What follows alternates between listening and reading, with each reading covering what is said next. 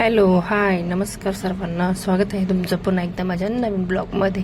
चला, आजचा दिवस आहे दुसरा पारायणाचा. तर घरातली सर्व क्लिनिंग वगैरे करून घेतली होती मी. भांडे वगैरे झाले, धुणे वगैरे झाले. मुलं सकाळी शाळेत गेली होती आणि बघा मिस्टर पोथी वाचत असतात, तर सर्वांना भस्म लावत असतात अशा पद्धतीने. आणि मिस्टरांची छान अशी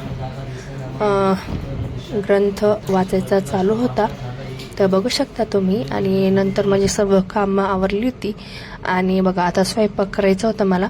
तर छान इथं घेवड्याची भाजी मी इथे छान कापून घेतली, आणि कोबी छान कापून घेतला आणि तर बघू शकता. आणि घराची क्लिनिंगसुद्धा स्वच्छ करून घेतली होती मी पारायण लावण्याच्या अगोदर. आणि भांडी वगैरे स्वच्छ झाली, धुणं झालं, सगळं कामं झाली, देवपूजासुद्धा झाली होती. त्यानंतर आता स्वयंपाक करायचा होता मला. मिस्टर तिकडं पारायण वाचत होते. त्यानंतर करायची होती घेवड्याची भाजी. तर घेवडा स्वच्छ निवडून घेतला, कढईमध्ये तेल टाकलं, जिरं टाकलं होतं. जिरं छान तळून दिलं. त्यानंतर थोडीशी हळद टाकली, अर्धा चम्मचभर. आणि त्यानंतर छान यावर घेवडा स्वच्छ धुवून घेतला होता 2-3 पाण्याने, तो टाकला. त्यानंतर जास्त काही तिखट करायचं नव्हता, कांदा लसूण काय टाकायचं नव्हतं, पण थोडंसंच अर्धा चम्मच आपला गरम मसाला मी ॲड केला याच्यामध्ये. आणि छान असं मंद आचेवर 10 मिनटं शिजण्यासाठी टाकून दिलेलं आहे. तर बघू शकता तुम्ही. त्यानंतर थोडंसं लाल तिखट काय टाकलं नाही, चवीनुसार मीठ टाकलं आणि छान अशी भाजी हलवून वाफायला ठेवली. खूप सुंदर भाजी होते. आणि बघा नेमका ग्रंथ चालू आहे आणि नेमकीच घेवड्याची भाजी मी आज बनवली होती देवाला नैवेद्यासाठी. आणि खूप छान असं वातावरण चालू आहे, कारण की घरामध्ये ग्रंथ वाचला जातो आणि खूप म्हणजे ह्या ग्रंथ वाचल्याने खूप घरामध्ये एक पॉझिटिव्हिटी निर्माण होते आणि खूप छान प्रसन्न वातावरण वाटतं. आणि बघा इकडे बोलता भाजी ही झाली. त्यानंतर पोळ्या करायच्या होत्या, कणिक मळून घेतली मी आणि पोळ्या वगैरे करून घेतल्या होत्या. आणि बघू शकता तुम्ही.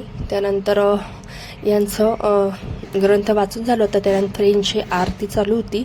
तर मुलगी छान आरती करत होती खालच्या, म्हणजे नवनाथ ग्रंथाची आरती चालू होती आणि आपल्या कुलदेवताची सुद्धा आरती करत होती. तर त्यांची तिकडे आरती चालू होती आणि मी माझा स्वयंपाक करत होते.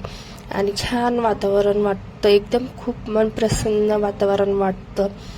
आणि आता मिस्टरांचाही ग्रंथ वाचून झालेला होता आणि त्यांना जायचं होतं बाहेर ऑर्डरसाठी. तर चला, आता आम्ही देवाला नैवेद्य करून घेतली, 2 छोटे पोळ्या करून घेतल्या आणि त्यावर थोडीशी घेवड्याची भाजी केली. पोळ्या वगैरे करून घेतल्या होत्या मी माझ्या.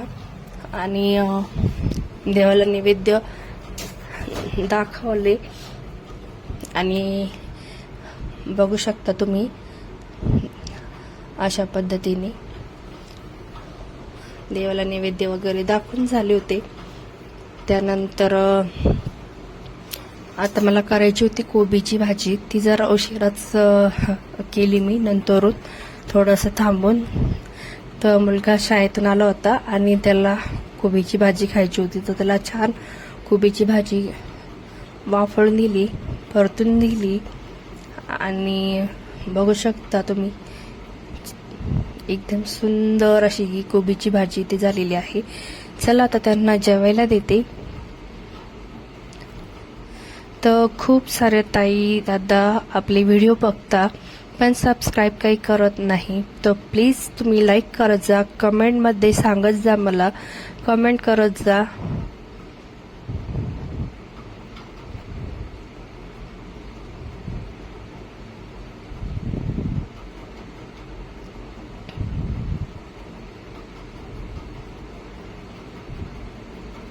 तर बघू शकता आपली ही पूजा. तर ही नवनाथ महाराजांची मांडणी ग्रंथाची माहिती. तुम्हाला जर आवडत असेल तर तुम्ही नक्की मला कमेंटमध्ये सांगा. आणि त्यानंतर कोबीची भाजी, घेवड्याची भाजी बनवली होती. आता आम्ही जेवण करायची होती. हे आहे छोट्या जावेचा मुलगा बघू शकता तुम्ही. आता स्वयंपाक वगैरे सर्व झालाय ना, आता जेवण वगैरे करतो आणि मग पुढचं ही रुटीन तुम्हाला शेअर करणार आहे. त्यानंतर दुपारचं काही शूट्स वगैरे घेतलं नाही, कारण ग्रंथ वाचण्याचं सगळं म्हणजे याच्यामध्ये 2 ते 3 वाजून जातात सगळं आवरता. त्यामुळे पुढचं काही शूट्स घेतलं नाही, तर डायरेक्ट संध्याकाळचं शूट घेते. संध्याकाळचं सगळं घराची मी क्लिनिंग वगैरे करून घेतली आणि नंतरून आपलं आता घरामध्ये ग्रंथ आहे, पोथी आहे, त्यामुळे आपल्याला घरामध्ये स्वच्छता आणि स्वच्छता ठेवावीच लागते कंटिन्यू. आणि बघा घर एकदम क्लीन करून घेतलं होतं मी. आणि संध्याकाळची मला पूजा वगैरे करावं लागते, दिवाबत्ती करावं लागते, दिवा वगैरे लावून घेतला. त्यानंतर संध्याकाळची ही आम्ही आरती करत असतो. तर बघा अगरबत्ती पेटून सगळीकडे दोन्ही दारांना 2 अगरबत्ती लावत असते, कारण थोडंसं अगरबत्तीच्या स्मेलनी मला त्रास होतो ना, त्याच्यामुळे मी काही देवापाशी लावत नाही. पण मी कधी मध्ये लावत असते आणि कधी त्या स्मेल थोडासा त्रास होतो, त्यामुळे लावत नाही. त्यानंतर देवपूजा वगैरे झाली होती. त्यानंतर आता बाहेर खूप सारा पाऊस पडत होता. पूजा वगैरे झाली आणि किचन देखील क्लीन करून घेतलं मी आणि घरातलं देखील वातावरण खूप प्रसन्न वाटतं पूजा वगैरे केल्यानंतर. आता संध्याकाळचं रुटीन तुम्हाला शेअर करते. 7 संध्याकाळचे वाजलेले 7. तर घर व्यवस्थित आवरलेलं आहे आणि खूप प्रसन्न वाटतं. चला तर करायचा स्वयंपाक. त्यानंतर छान असा चहा घेतला.